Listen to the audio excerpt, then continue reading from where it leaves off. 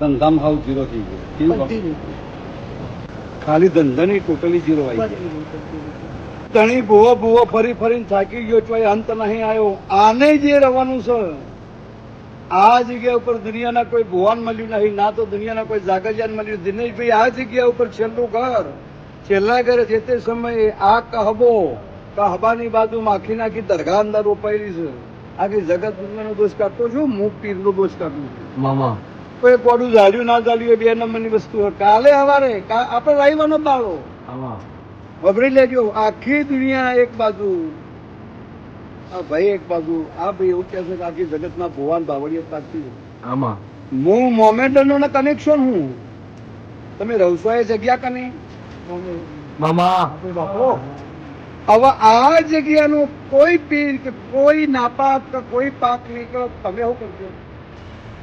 ચલો આપડે 8 જ દિવસની શરત નહીં. 9મા દળની આ ધણી ક્લિયર કચકડા જેવો હોય, ઓનો વર્તો પાણી આના આ શું છે લાઈફ?